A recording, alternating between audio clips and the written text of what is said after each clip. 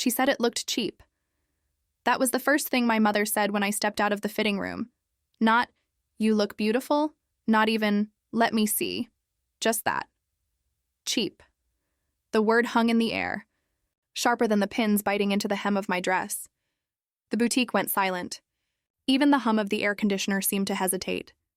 I stood there, half turned toward the mirror, my fingers brushing the fabric that suddenly didn't feel as soft as it had a moment ago. It was the color of fog before sunrise. Not pure white, but a whisper of silver and warmth, like light that had learned to keep its secrets. It moved differently than other gowns. Not stiff, not loud. Just soft. Alive in a quiet way that felt like me. But to my mother, quiet was never enough.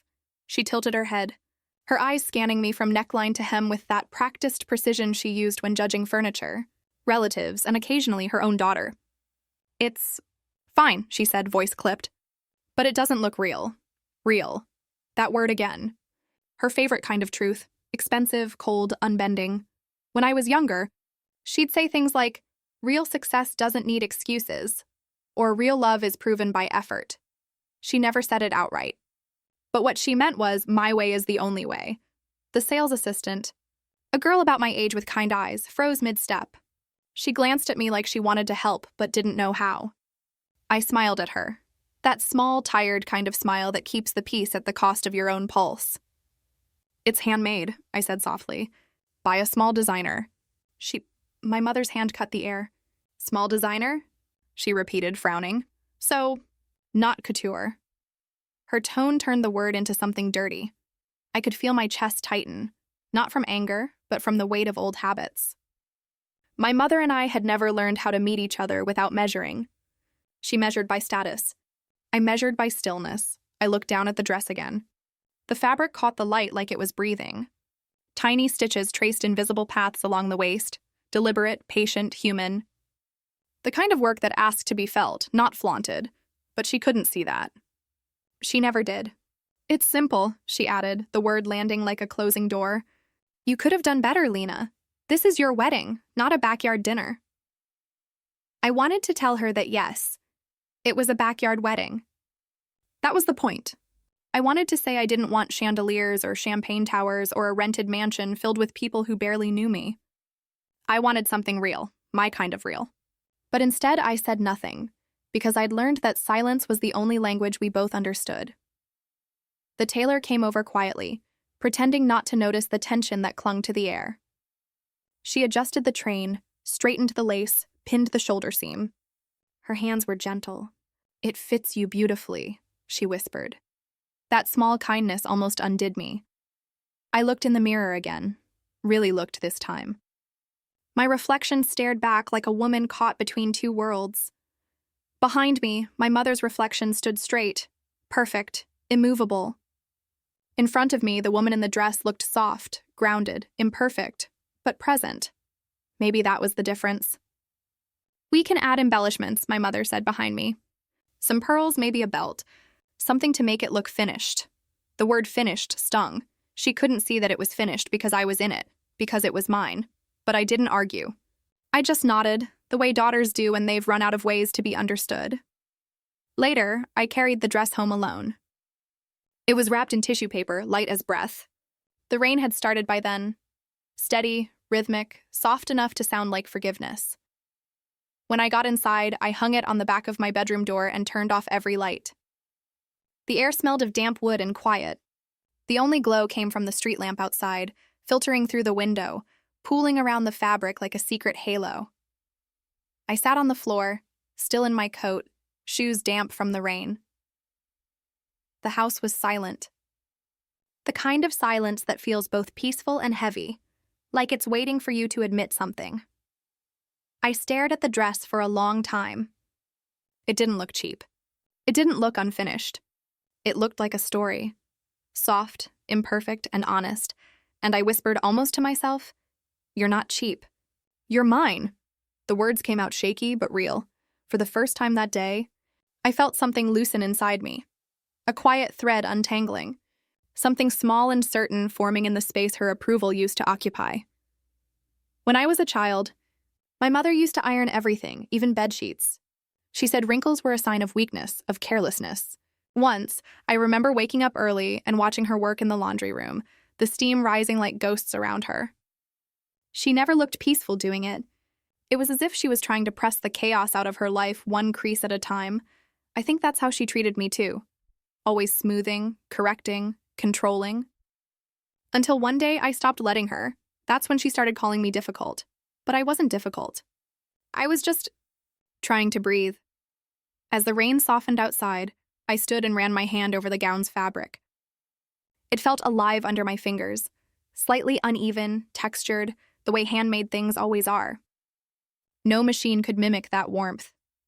There was something sacred in knowing that another woman, someone across an ocean, someone who believed in quiet art, had shaped this with her hands. Every stitch carried intention. Every flaw carried a human story, and I thought, maybe that's what my mother couldn't stand. That love could exist without her permission. The clock ticked softly. The city hummed faintly through the windows. I pulled the curtains open just enough to let the moonlight in. Outside, puddles reflected the sky, silver pools of calm in a restless street. For a moment, I imagined my mother's voice softened by distance. Maybe she didn't mean to be cruel. Maybe she was just scared that I was building a life without the scaffolding she spent hers perfecting. But the truth was, I didn't need scaffolding anymore. I needed ground, and that dress, quiet, imperfect, unpolished, felt like ground. Before bed, I took one last look at it. The rain had stopped completely now. In the reflection of the window, the dress shimmered faintly, not from any sparkle or crystal, but from the way the streetlight caught its folds. It looked almost alive. Not as an object to be shown, but as something that had finally been seen. I smiled, not the polite kind I'd learned to wear, but a real one. Small, private, certain. Then I whispered again, this time steady. You're enough. And for the first time, the silence around me didn't feel empty. It felt like peace waiting to be born. My mother called the next morning before I'd even had a chance to breathe. Her timing was always like that, early, intrusive, exact. She had a way of making her voice sound like an alarm clock, gentle enough to answer, sharp enough to regret. Lena, she began, skipping the hello. I've been thinking about the dress. My stomach tightened. I pressed the phone between my ear and shoulder, staring out at the backyard. Morning light spilled across the wet grass, turning every drop of rain into silver. It was quiet, safe, unbothered. Everything she wasn't. You're making a mistake, she continued. You don't want people talking. You don't want to be that bride. I closed my eyes, leaning against the kitchen counter. That bride. The one who doesn't care enough, spend enough, shine enough. It's a small wedding, Mom, I said softly. It's just, small doesn't have to mean cheap, she interrupted. Your cousin wore Vera Wang in a barn and it was elegant, tasteful.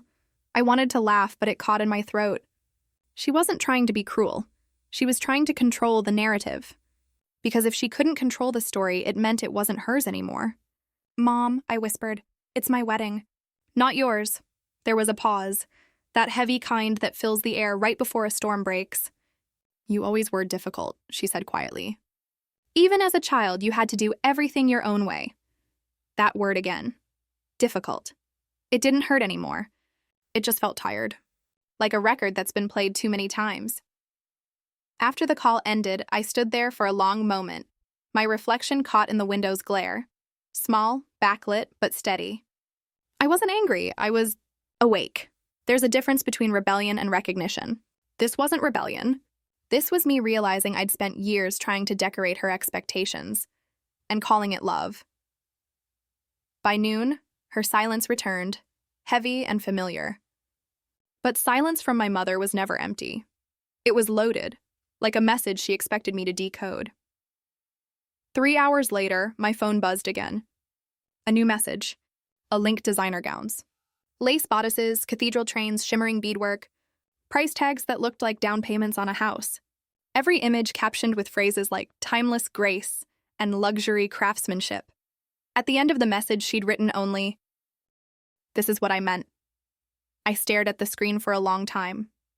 Then I closed it. Instead, I opened my inbox. A new email from Alessia. the designer who'd made my gown. Her words were gentle, almost lyrical. "Dear Lena, I wanted to tell you that your dress was finished under soft morning light. The silk we used came from a forgotten archive, rescued fabric from the 1960s, woven by artisans who no longer work in the trade. It has been waiting for years to be worn again, not as a symbol of luxury, but as a story reborn. It's my favorite piece I've made this year. Not because of the fabric, but because of what it represents, a second chance to be seen." I read her email 3 times.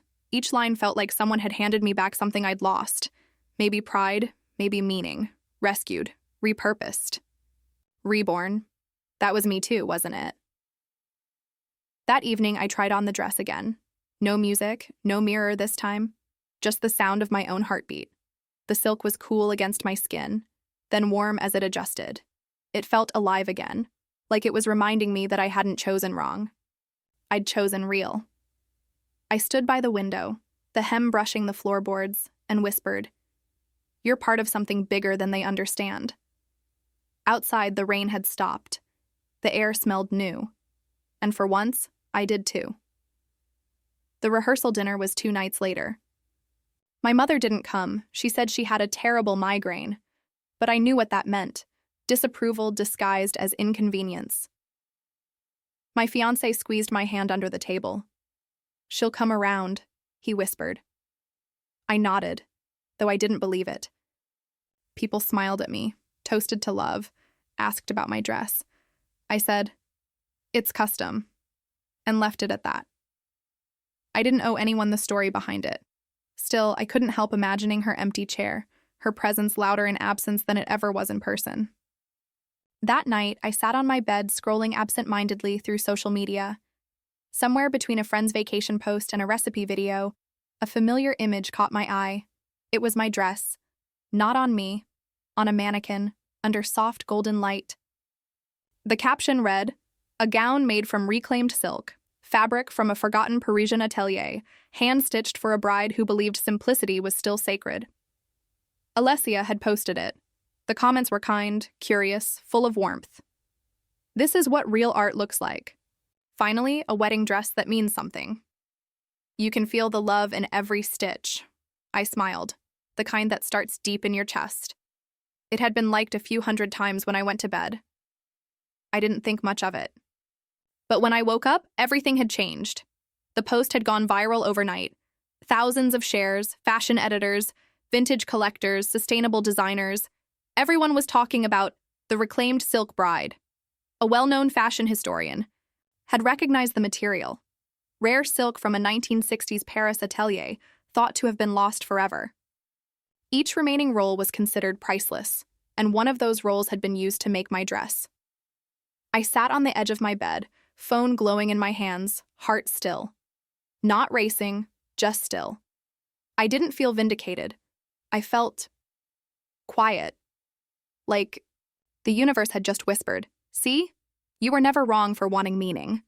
The irony was almost too poetic to bear. My mother had called it cheap, and now the world was calling it art.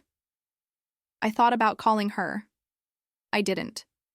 Instead, I stood, opened the curtains, and let the morning light spill over the dress where it hung on my closet door. It shimmered, faintly, softly, like truth coming to life.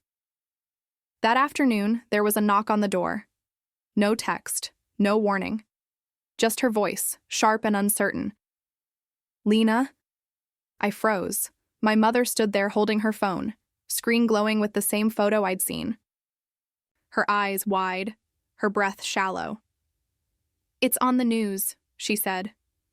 "Your dress, they're calling it extraordinary." For once, she wasn't composed. Her voice trembled between awe and disbelief. "I didn't know," she whispered. "I didn't realize." I looked at her, this woman who had spent her life building perfection out of fear, and I felt something inside me shift. The old ache didn't rise this time, only clarity. "You didn't have to realize," I said softly. "You just had to trust that I did." She blinked, eyes glistening. The silence between us stretched, not heavy, but human. For the first time in years, it felt like we might both be learning how to see each other without judgment. That night, the post reached 1 million views. But that wasn't the part that mattered. What mattered was the quiet, the kind that follows truth, not pain. And in that stillness, I knew. Sometimes peace doesn't arrive when they finally approve. It arrives when you stop needing them to. The morning of my wedding smelled like lavender and wet grass. The air was cool, clear, the kind of morning that makes you believe the world starts over each day. I stood barefoot in the small room behind the backyard patio, the same space where I used to paint as a teenager. The floor still carried faint stains of color, blue, green, ochre, the ghosts of old ideas. The gown hung near the window, half illuminated by soft light. It didn't look luxurious or grand. It looked alive. Every thread seemed to hum quietly, as if it remembered every pair of hands that had touched it before it found me. My bridesmaid, Callie, adjusted my hair, humming under her breath. The mirror caught us both, her calm, my stillness. She said, "You're the most peaceful bride I've ever seen." I smiled. Maybe that's what happens when you stop fighting to prove yourself. Outside, guests were arriving, laughter blending with the sound of string music. It was simple. No chandeliers, no velvet drapes, just white chairs, a canopy of lights, and the garden I'd planted myself 2 summers ago. The peonies had bloomed early, soft pink and open-hearted. I liked to think they'd waited for this. When I stepped out, everyone stood. But I didn't look at them. I looked at the sky, the faint gold breaking through the morning haze, and felt something inside me loosen. My dress moved like a sigh against the grass. For the first time, I wasn't performing. I was arriving. Then I saw her. My mother was standing at the back, half hidden behind a row of guests. No makeup, no jewelry.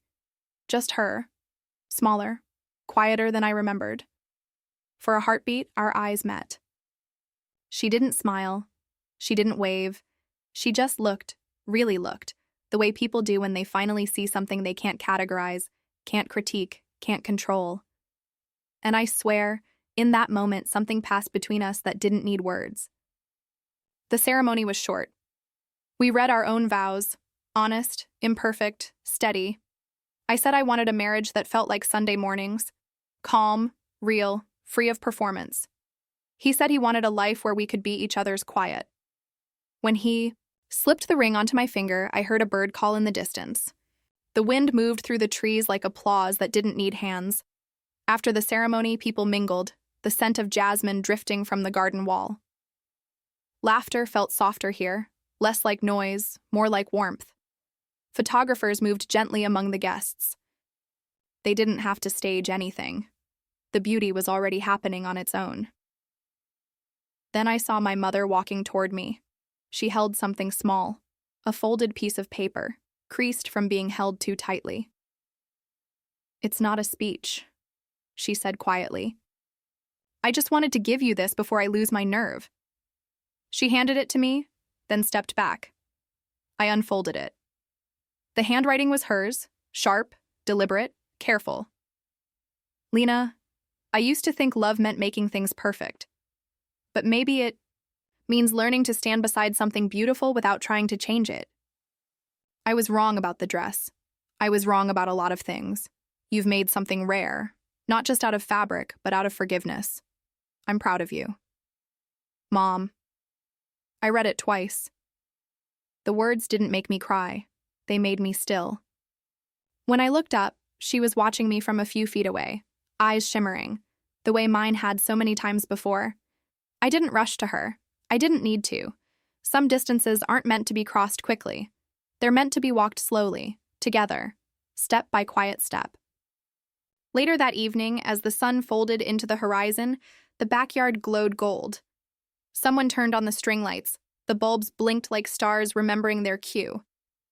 We danced. Not a rehearsed waltz, but something small, honest.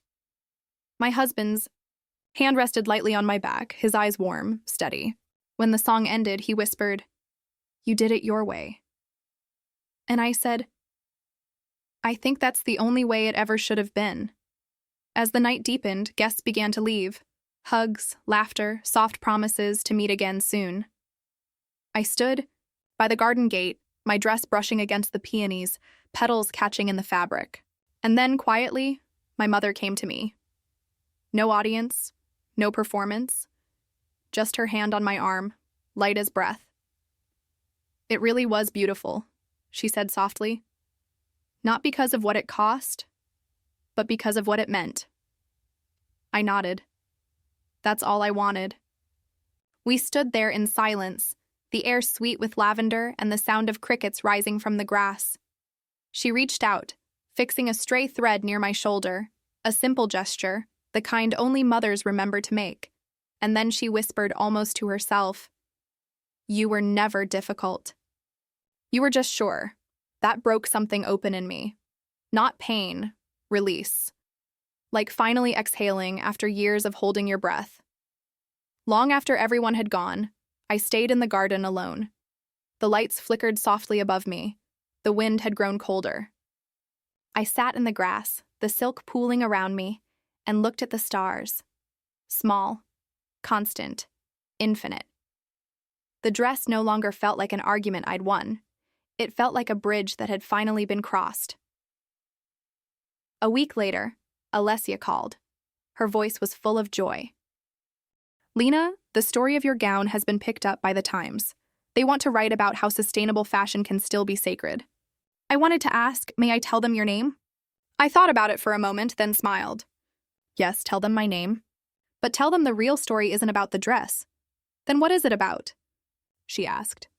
"It's about learning that beauty doesn't need permission." The article went live 2 days later. The bride who chose meaning over luxury, and changed the conversation. My mother sent me the link with a single heart emoji. No lecture, no corrections, just that. It was the simplest message she'd ever sent me. And somehow it said everything. That night, I hung my dress carefully in the closet. The silk caught the moonlight, faint, forgiving, free. I whispered, "You were never cheap. You were just misunderstood. And for the first time in my life, so was I."